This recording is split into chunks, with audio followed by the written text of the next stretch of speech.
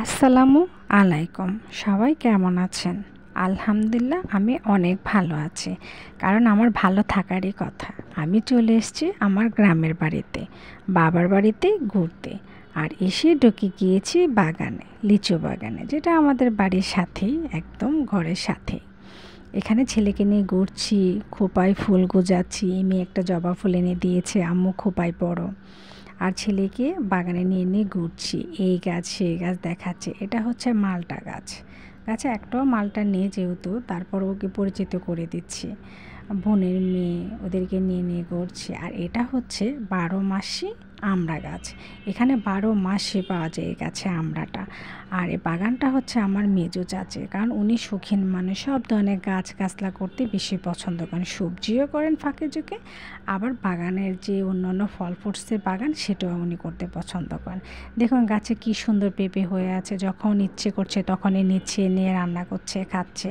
আর এই দিক দিয়ে বড়ই গাছ ছেটে ছেটে এনে বাগানে ফেলে রেখে দিয়েছে। গাছে বড় ঝুপটা করা এখনও, তারপরও ফেলে রেখে দিয়েছে। ছাগলও খাচ্ছে, আমিও খাচ্ছি, কারণ আমি হচ্ছি শহরের রাক্ষস, আমি যা পাবো তাই খাবো। আর বড়ই খেতে যে কী পরিমাণ রিয়াকশন আমার হয়েছে, মানে আমি বলে বোঝাতে পারবো না।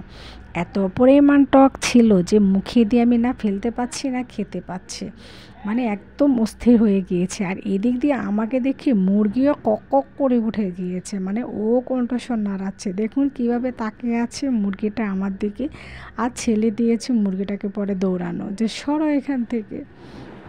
মানে ভীষণ মজা করছিলাম আমরা ওইখানে, টকটা খেয়েও মজা পেয়েছি। আর এদের ছেলেকে দেখাচ্ছে, ও তো ছাগল হাঁস মুরগি নিয়ে ব্যস্ত। দেখাচ্ছে বাবা দেখো এটা কলা গাছ, এটা হচ্ছে তোমার পেঁপে গাছ, ওটা জাম্বুরা গাছ, সব কিছু ছেলেকে আমি পরিচিত করছি। আর দেখুন এদিক দিয়ে পড়ে কী অবস্থা, ও বাড়িতে গেলে 2-4 বার পড়বে না তা তো হতেই পারে না, ও সারাক্ষণ দৌড়াবে আর পড়বে। এটাই হচ্ছে আমাদের কাহিনী।